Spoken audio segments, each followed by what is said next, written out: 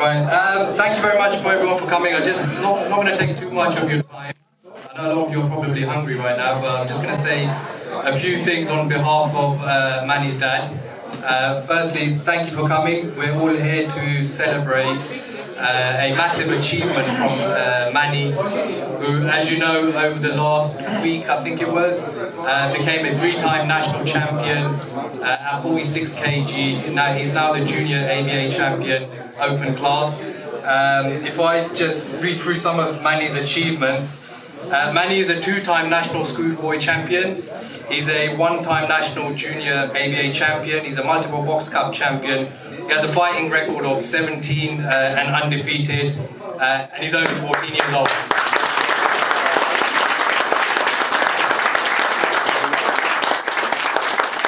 So before we carry on, let's get Manny on stage, wherever he is. Manny. Everyone give him another round of applause.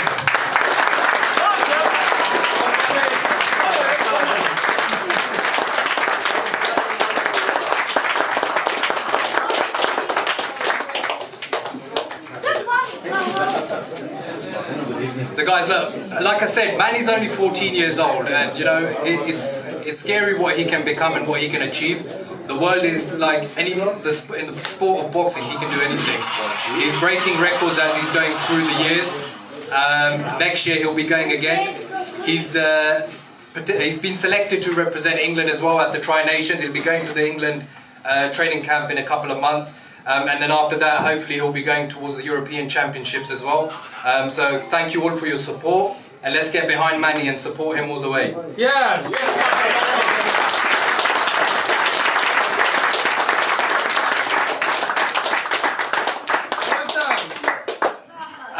And also, I just want to do a few recognitions and thank yous.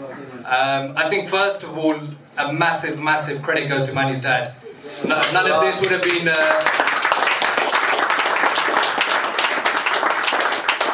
None of this would have happened without his dad. Like a lot of people don't see what happens behind the scenes in amateur boxing. And you know, the parents for these young boxers, they travel up and down the country. I know over the last year I've been quite close to the guys. They've gone from Lake District to Liverpool to Sheffield, and they spar up and down the country. And this is all at his own cost. He does it out of his own will, and even with all the coaches, they support them. So I think a huge congratulations to Manny's dad as well, and for all the effort he puts behind it.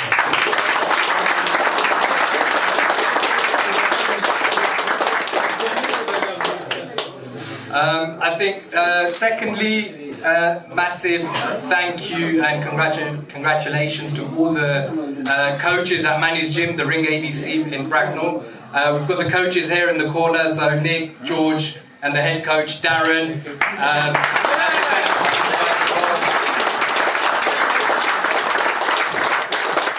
I'm just going to get Darren to come up and just say a few words, because Darren is always in the corner with Manny in all his fights as well, so he knows him better than anyone. Yeah. Okay.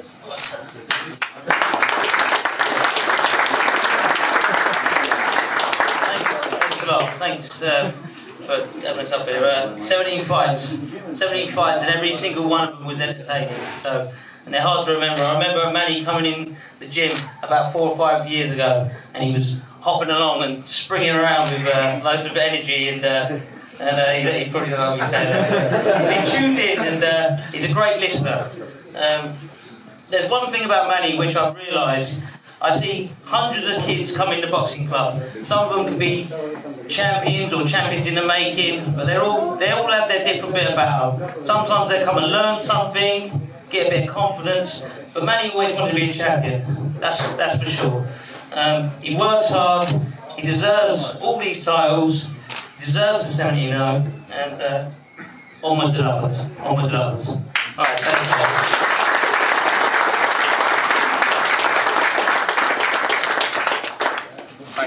No problem. I think next I want to say thank you on behalf of Khalil, myself, and Manny, not Khalil, Manny's dad, is to Khalil. Khalil does a lot of strength and conditioning training with Manny as well. And Manny spends a lot of time with him as well, and I just get Khalil to come up and say a few words as well, and thank you to him as well.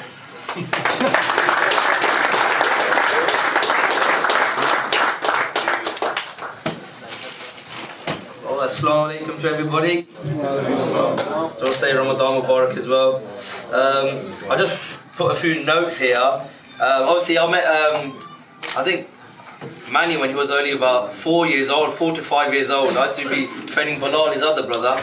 But I just want to say that he's kept developing and kept going and going from strength to strength. Obviously, when Manny came, and I think Nitl Hassan as well, and Adam Azim and Hassan Azim, they were in the gym as well. So Manny was there throughout the whole career of the amateurs. So, you know, he learned a lot. He wanted to inspire as well. He was watching them win and he wanted to win himself. So he was in Dale Youth when he first came. And I think then he went to the ring. But it was just brilliant to see because he had other people in the gym that he wanted to be inspired to be like as well. So he had Nitl Hassan, he had Adam Azim, Hassan Azim, like I said before, and they've been going through the national titles and through European level and through world level. And alhamdulillah, I think Manny always wanted to be just like them and win every time as well. And he started off very well. I mean, 17-0, that's a big achievement in itself. Oh. So, but the best thing about it was he saw everything with his own eyes. I think, you know, when you aspire to be something, you need to learn and pick up things just by looking. And I was even padding him or training him, and he was just watching everything because I was mostly concentrating on Bilal. But that's the blessings of having a good surroundings and people achieving things. You want to inspire, you want to do more than them. So every time he comes training, I remember his dad always says to me, yeah, pad him like Adam Azim. That's easily said than done, but alhamdulillah, he's doing exactly the same thing, and I know he wants to beat Adam Azim's record. He wants to be a 10-time national champion. He wants to be European champion. He wants to be amongst the world's best. So inshallah, I think with the hard work and the work that the ring's doing as well with him, I think inshallah that's our aim. And to be honest with you, he's put the bar that high, and to have a benchmark like that, inshallah he does it, and inshallah he'll himself put him there at the top level, the best amateur in the world. And I think inshallah Manny's going to do it. He trains very hard, he dedicates himself. His dad alhamdulillah, you know, he just, what can I say, he's the best thing for Manny, because I know Manny and Bilal, obviously they have their own personalities and stuff, but I don't mind that. But the main thing is the results. Anyone could be a boxer, anyone could train hard, you know, train 3 times a day, but you have to be smart as well. And alhamdulillah, Manny, when he's in the ring, you just know he's thinking as well. He's not just boxing, he knows exactly what to do, he knows when to do it, he knows what I've seen in him, what I've seen in Lomachenko as well is, if Manny is not doing well, he knows he's not doing well. So, and then he knows he can push himself and he can cross that line. In the semi-final that we saw in the juniors, it was difficult. He pulled out a standing count in the last round. Yeah.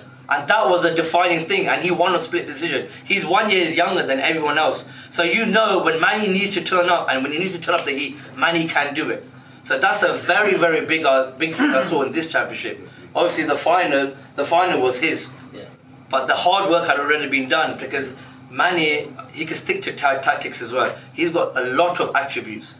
And alhamdulillah, with the strength training he does as well, and the stuff that he's learning, he's just going to go to strength to strength to strength. Obviously, I've been there through with Adam and Hassan, European level, world level, and I know what to do and I know when to do it as well.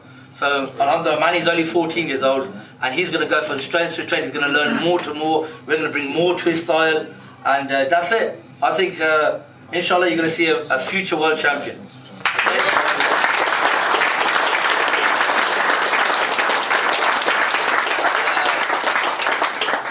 Another thing I'd just like to say, especially Manny being an Afghani, alhamdulillah, you know, the Afghani community, get right behind him. I've always said this to him as well. I said, listen, don't forget who you are. The Afghani people, you make sure that you're a beacon for them. Because I know what the Afghani people have been through, and I know you're fighting people, and alhamdulillah, I'm from Kashmir myself, so I know what it feels like to want something and to cross that line.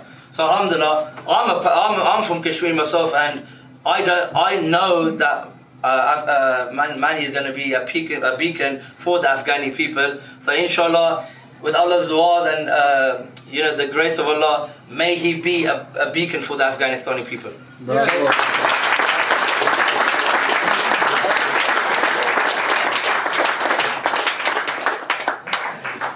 Manny, feeling shy, yeah?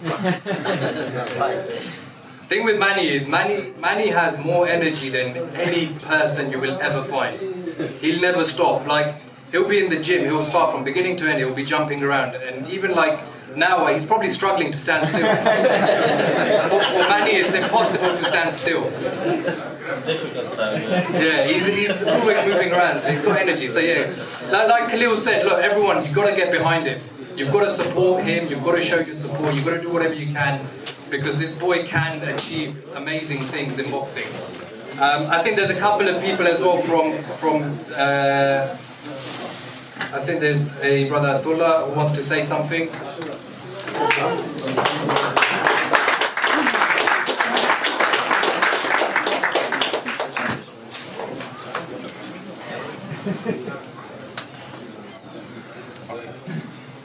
I've written a couple of words. I'm here on behalf of the whole Afghani community to congratulate and applaud Mohammed, aka Manny, on winning and getting into the England boxing team.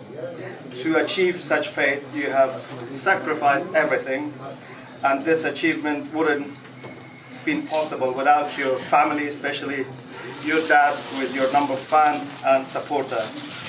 You're a talented and gifted boxer, but just talent didn't brought you here. Your dedication, perseverance, grit, and discipline made you who you are. Stay disciplined, grounded, and humble, and inshallah, you will be a champion of the world. Thank you to all your coaches and the whole gym and your dad for nurturing your talent, because you're an amazing talent and you will bring joy and happiness to the whole community of Afghans. And we will be with you through thick and thin, and we will back you up all the way. Thank you.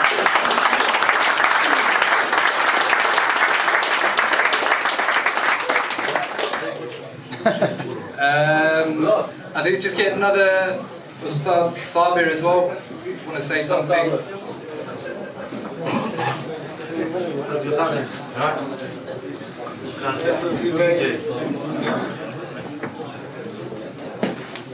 The other thing is, there's a lot of kids here who have started boxing and go to gyms, and Manny inspires a lot of these young kids, and they look up to him, and they see what he's achieved, and he gives them belief. And even if you see, I think it was on Tuesday, Manny went back to the gym with his belt, and there was, how many kids were at the gym? 40, 50. 40, 50 kids at the gym, and they all like want a picture with his belt. They get inspired by him. So he's a big, already at just 14 years old. He's an inspiration to such young kids as well. But yeah. بسم الله الرحمن الرحيم الحمد لله والصلاة والسلام على رسول الله وعلى آله وصحبه ومن والاه اما بعد السلام عليكم ورحمة الله وبركاته. برای تمام اعضایی که دوستای عزیزی که دیگه تشریف آوردن و good evening for all the trainers, the coaches here available, and I will talk with Daddy a little bit. I want to talk with Daddy and then English also. ایزان ده اولتر از همه به نمایندگی از کلاب ساوت الیویسی بوکس کلاب سمونه تبریکات خود برای این جوان قهرمان محمد جان و بالخصوص برای پدر جان عزیز، استاد ظاهر عزیز و تمام افغانای عزیزی که در مقیم در انگلستان و افغانایی که در خارج هستند و بالخصوص در اینجا که حاضر هستند و ترینرهایشون تبریک تهنیت عرض میکنم. دوستان عزیز، ورزش بوکسینگ ورزش ساده نیست، رشته ساده نیست، بسیار مشکل است. یعنی که قهرمان شدن در این رشته مدال طلا گرفتن و یا کمربند گرفتن کار است که اگر کسی داخل از این گیم باشه میفهمه که چی است، گپ در کجاست. اما وارد بگه یک مدال طلا گرفت اوکی خلاص، اما بسیار مشکل است. در انگلستان بیشتر از 1028 کلاب ABC موجود است و یک جوان و در این مملکت جوانان است این مملکت سرشار از جوانان قوی با مربیای بسیار تکنیکی و کلاب‌هایی که با لوازم بسیار زیاد مدرن که آماده هستند و یک شخص یک جوان و یک خانم که مقدر است اومدیم به اینجا قهرمان میشه کار ساده نیست، بسیار مشکل است، بسیار مشکل است. من البته در عقب قرار شدن یک جوان از دیدگاه خودم که چون بیشتر از 15 سال از کلاب بوکسینگ پیش میبرم و بیشتر از 20 نفر شاگرد در این کلاب تمرین میکنم، دیدگاه خودم است. البته چند نکته اساسی رو من میخوام بیان کنم که وارد چی است. اولین چیزی که یک جوان میخواد قهرمان شود باید که علاقمندی خاص داشته باشه به ورزش، به ورزش که قهرمان شود. یعنی چی؟ این محمد جان که است علاقمندی زیاد است. 6 سالگی که من می‌دیدم در کلاب دریغ بعضی وقت کلاب خودم میامد تمرین میکرد که داره که امروز همین علاقمندی رو داره. دومی که لیاقت ماشاءالله استایل بوکس استایل است که در روسیه در مسکو که نرا روسیه وقتی که به شما تمرین میگیره می‌بینید یک استایل از در بعضی کسا داره که اصلا شما نمی‌فهمید که از کجا این مشت میاد اصابت میکنه در روی شخص. یه متک استایل داره ماشاءالله.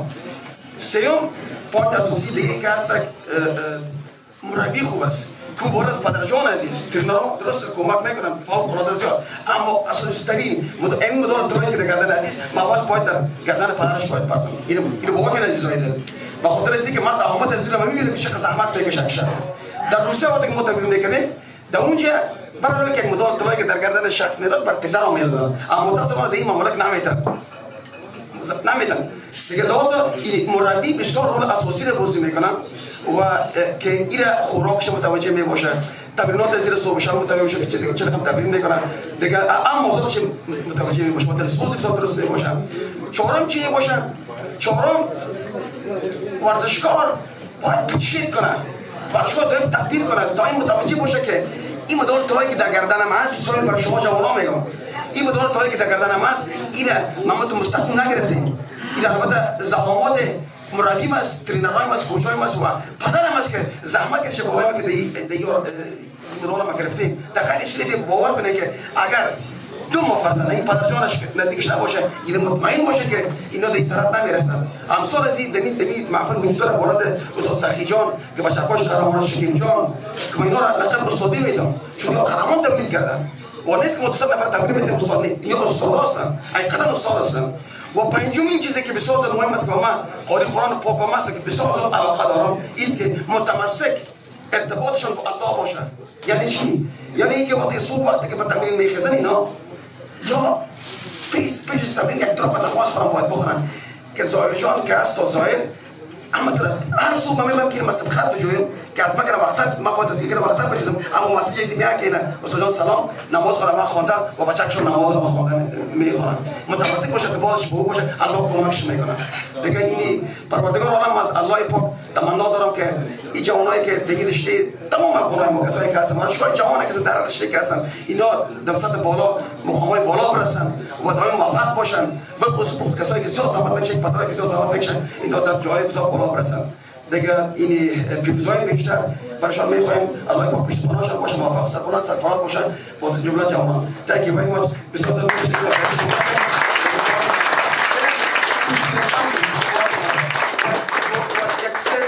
دو جمله دیگه وارد زیاد گرفتم. از ما کلام با 15 سال سوال بود. ما زیاد شخص رسانه‌ای نیستم، شاید بسیار کسان مرا نمی‌دیده باشن، اما زیاد شاگردان ما از این کلام ما برآمده در کلام‌های دیگه رفتن و برگردیم. کلاب سباس 11 میشه کلاب جدیدی که در هانیبل ای بی سی بوکس کلاب سابق بود. این کلاب ما تأسیس میکنه نو باز میشه هر کسی جوانی که کسی میخواد بیاد در فیز کلاب سواب خدمتتون میگم. دیگه موفق سربلند و خوش خندان باشین. تشکر از وقت زیاد میتونم زیاد میباشید. تشکر از السلام علیکم.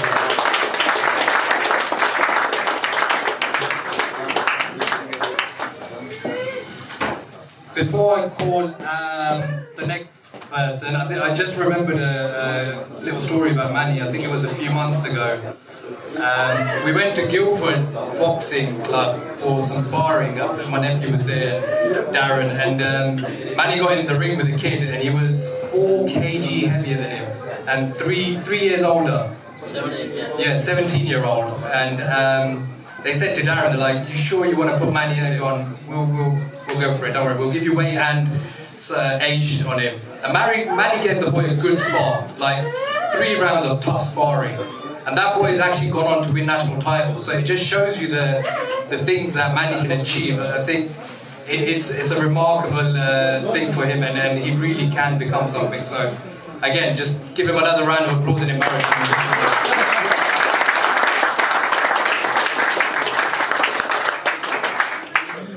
think there's a start 20 as well.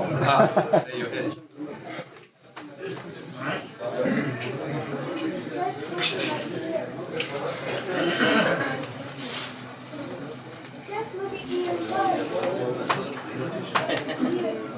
Assalamu alaikum, دوستای عزیز. Apologies to you guys, I have to speak in Afghani language, so you have to bear with us for a few more minutes. عرض ادب بر تمام حضار گرامی که در اینجا آمدن. اول خود ما تشکر میکنم از حاجی صاحب که ما را اینجا اجازه دادن، خاصا همه دوستان در این محفل که یک محفل راستی موفقیت است، محفل غرور است که بر همگی ما این جوان داده. اولش تشکری میکنم از پدر عزیزان که اینقدر زحمت کشیدن باید یک جوان پر استعداد در اینجا آوردن. ما از رضا جان معذرت میخوایم چون ما برشون یک تحفه نآوردیم، اما ما یک تحفه گفتار براتون آوردیم که امید که قبول کنن و این تحفه از قهرمان دلهاست، از محمد علی بکسر قهرمان دنیا. او گفته که if your dreams don't scare you they're not big enough. میگه میخوای یک خواب ببینی باید خواب دیگه کلان باشه که تا خودت بترسی. اگه 3-4 سال پیش این جوان بر کسی میگفت که من شاید 3-4 سال بعد در تیم ملی انگلند ما بوکس کنم، شاید دور بر کلگی فکر میکرد که والا خیلی سخت است. اما این جوان پروف کرد که این کار امکان داره و میشه. و حالا ما برات میگم که دریم بیگ، خوابای باید قدر کلان باشه که من تا یک خواب که شیر میکنم که میفهمم که یک روز در استیج المپیک باید باکس کنم. امید با خداست. دیگه ما یک چند چیز دربارش میخواستم گپ بزنم، شاید بازم وقتتون میگیرم. اگر اینجا یک قدر چمپیون ها و استاداست ما بخی خودتان هستم در اینجا، اما یک چند چیز یادآوری میشم که برای جوانا خیلی مهم است که بگم. اولش دیسپلین، دومش ساکریفایس قربانی و سومش یک قهرمان بودن چی معنا داره. ببینید کل ما در اینجا جوانایی رو دیدیم که بسیار استعداد خوب داشتن. وقتی که میبینیم وارا میبینیم که یک فوتبالر خوب است، یک بوکسر خوب است، یک باتو بکار بسیار خوب است، پیش خود تو فکر میکنیم که در آینده از استعداد از این بسیار چیزا استفاده میشه. اما یک سال بعد 2 سال بعد آدم میبینیم میگیم که چی شد فوتبال یا بوکسینگ چی شد، میگه والا الا کردم. یعنی که تالنت تنها به یک جای آدم نمیرسانه. او پس میاد سر دیسپلین که جوان داره. این جوان اگه دیسپلین نمیداشت امروز در استیج استارت نمیداشت و این دیسپلین همراه کمکش پدرش است. و دومش میایم سر قربانی ساکریفایس. هیچ انسان کامیابی خود در یک استیج بالا در کامیابی نمیرسه به قربانی که ساکریفایس. این ساکریفایس ما برای دو استیج میگم. یک استیج است که از پدر و مادرت است، از فامیلت است، و یک استیج است که از خودت است. پدر و مادر ساکریفایسش کلانتر است از ساکریفایس خودت کردن. و این قدر قربانی برات میتن که حتی اگه این جوان اوگار شود دردش این میکشه، من میفهم که 100 برابر پدرش دردش میکشه و درد از او زیادتر است. خب ما ازت خواهش میکنم که باید دست پدر و مادر تا باید ماچ کنی. یک دوم قربانی چی است؟ قربانی جوان باید فیزیکلی منتلی باید بتن. این دردار باید کلش باید بکشه و کشیده هم تاله. من میفهم بوکسینگ یک سپورت آسان نیست. هر روز فیزیکلی میای شاید بعد از تمرین خود تا خواب شده نتانه. این کارا را باید بکشی. این را کلگی کشیده. در قهرمانی ما کلگی ما دور برت هستیم. درست؟ روزی که تو در تنها در شفاخانه هستی، اینجوری هایت است، دیسلوکیت شولدر داری، دست شکسته، بینی شکسته، و را دردش باید خودت بکشی. کل ما کشیده. هر کس در استیج بالا که بره باید بکشه. در غیر روزی هیچ تو کامیاب نمیشی. در هر راه زندگی اگه میخوای کامیاب باشی، هر پرسون کذا کس که چقدر قربانی داره. درست؟ و سومش چمپیون بودن چی معنا داره؟ آیا این معنا داره که تو بوکس خوب زده میتونی در یک رنگ یک نفر اوگار کنی یا مثلا ببری مسابقه را ابی چمپیون است؟ یه خود تنها چمپیون بودن نمیتونه، باید بیرون از رنگ هم تو چمپیون بشی.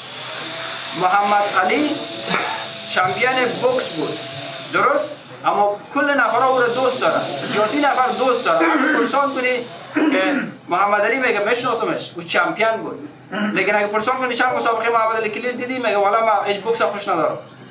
این چی معنا میده؟ او چمپیون قلبای مردم بود، بیرون از رنگ او چمپیون بود. الان وقتی که خودت که چمپیون میشین، تنها در رنگ چمپیون نیست، اوتساید هم باید چمپیون باشی. در کمیونیتی، در فامیل، در دوست رفیق، در کار، در درس باید چمپیون باشی. من آخر I'm so sorry dragging on so the last quote I'm going to read it in English and I'm going to translate it to friends here. So از این quote این گفتار از قهرمان قهرماناست دیگه تعریف زیاد کار نداره، از امام علی که پهلوان بود دیگه. معنای پهلوان باز پدرت برای اکسپلین میکنه پهلوان چی معنا میده. خب او گفته two things define you: your patience when you have nothing and your attitude when you have everything. So winning is part of the journey and failure is part of the journey as well. So when you win, I don't know how I started speaking English. So ببخشید، برد و باخت در زندگی است. وقتی که میگه که چیزی که نداشتی اخلاقت باید چی رقم باشه و با وقتی که هر چیز داشتی که در یک استیج بالا رفتی چی رقم اخلاق باید داشته باشی. این هیچ وقت از یادت نره. اوکی؟ برد و باخت جنگ زندگی است. فهمیدی؟ این استیجی که تو هستی یک روز توی از این پوزیشن که تقریبا نگرفتی، یک روز یک نفر دیگه از پیشت میگیره. وقت باید مایوس نباشی. اوکی؟ اما هارد ورک رو باید بکنی. دیگه ما بازم راستی از صمیم قلب تشکر میکنم از واجی صاحب. واقعا این یک افتخار بر ما دادن که من نمیفهم که از خوشی چی رقم بیان کنم که ما در پولیت یک جوان ساده هستیم. اما ما از کمیونیتی خود همیشه امیر رو خواهش میکنم که واقعا کمی از ماست که ما با این تو جوانا نمیرسیم. باید در هر قدم از این جوان ما باید باشد، به خاطر که در 20 سال یا 25 سال چند نفر در تیم ملی انگلیس رفتن. نه؟ این خود از این حتی بخی یک لیول دیگه میرم که نابغه است بر مایی. باید این پروتکت شود، باید این ترژر شود، باید این دیگه چی رقم برای بگم دیگه باید این را در خوبی نگاه کنیم. دیگه امشب بازم گپای میخواست جس ایموشنال شدیم بخی گلوات میشه مدا این کلش ایموشن محبت است. واقعا خیلی خوش هستم دیگه. Again I would like to say a few words to you guys, to all the coaches and the colleagues up here. You guys have done an amazing. I mean he wouldn't be here 17-0. I mean it's hard to understand at 14 years old. I mean this is your dedication, this is your effort, this is all your hard work that he is reaping now. I mean, without you, he can't be here. So I'm going to ask him that he has to utmost respect with you guys because you are the team. You are the effort behind him that he is reaping today. So bravo to you guys and well done and thank you.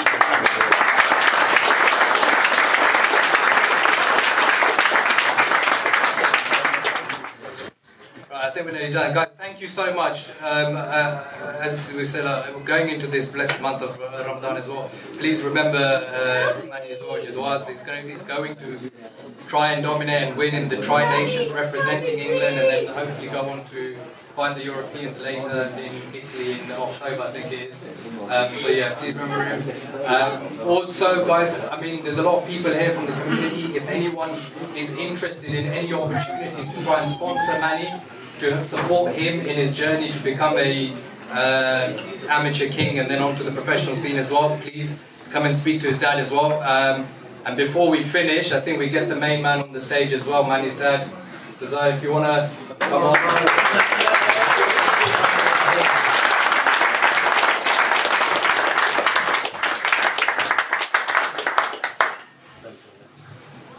Thank you everyone. Assalamu alaikum. Salam wa salam khidmat tamam mehmanay aziz. و سپاسگزارم که تشریف آوردین و این برازادتون را تشویق کردین و دیگه من به هر گفتنی ندارم به خاطر که هرچی بود استاداش گفتک استاد درنش گفت جورج عثمان صاحب نیک مستر خالد استادش دیگه ما برای چیز برای گفتنی ندارم وقتم زیاد نمیگیرم دیگه وقت صرف شام است دیگه خداوند نگیرد تشکر از آمدنتان ما را خوشحال ساختین تشکر بسیار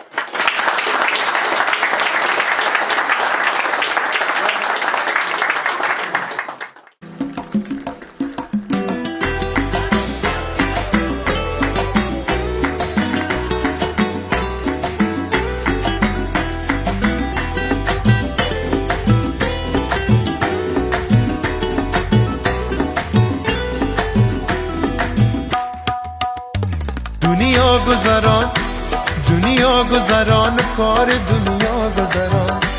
دنیا گذران دنیا گذران کار دنیا گذران خوش پیر شوی یار جوان خوش پیر شوی یار جوان من نغمه سرای دل عاشق پسران من نغمه سرای دل عاشق پسران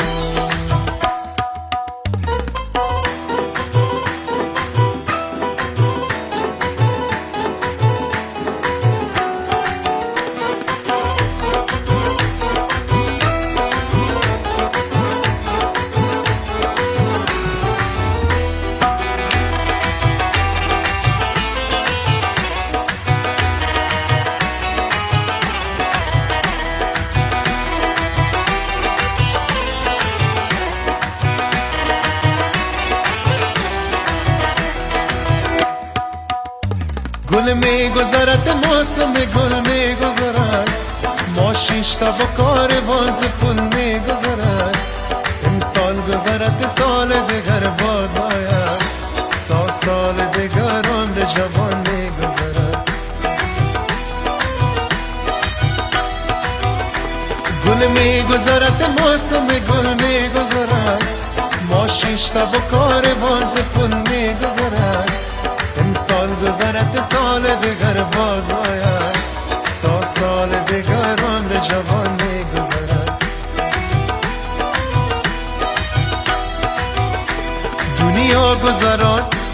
دنیا گذران کار دنیا گذران دنیا گذران کار دنیا گذران خوش پیر شوی یار جوان خوش پیر شوی یار جوان من نغمه سرای دل عاشق پسران من نغمه سرای دل عاشق پسران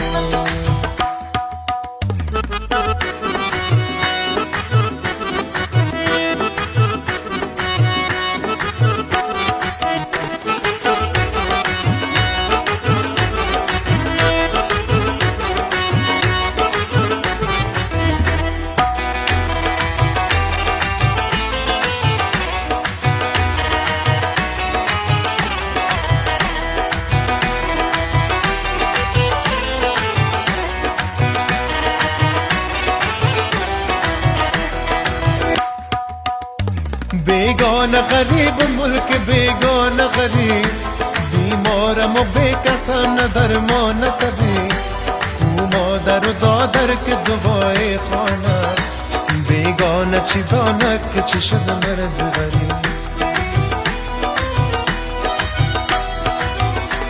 بیگانه غریب ملک بیگانه غریب بیمارم و بیکسم نه درمان نه طبیب مادر و دادر که دوای خانه بیگانه چی داند که چی شد مرد غریب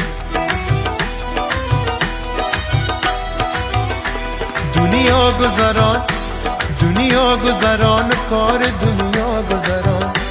دنیا گذران دنیا گذران کار دنیا گذران خوش پیر شوی یار جوان خوش پیر شوی ایار جوان من نغمه سرای دل عاشق پسران من نغمه سرای دل عاشق پسران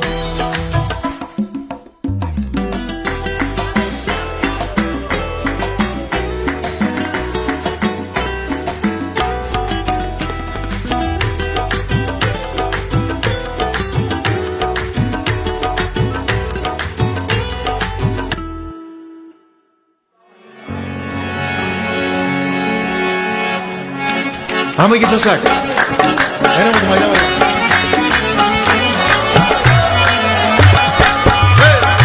بابا خورسان کات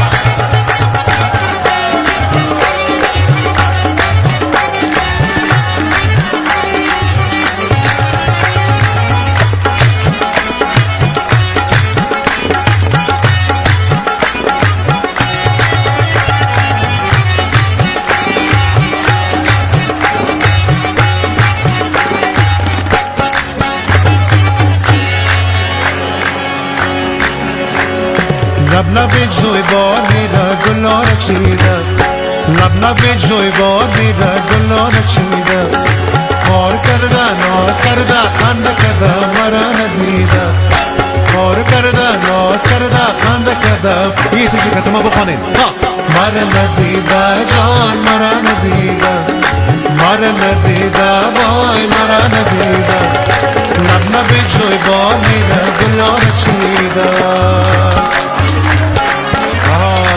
دست بکار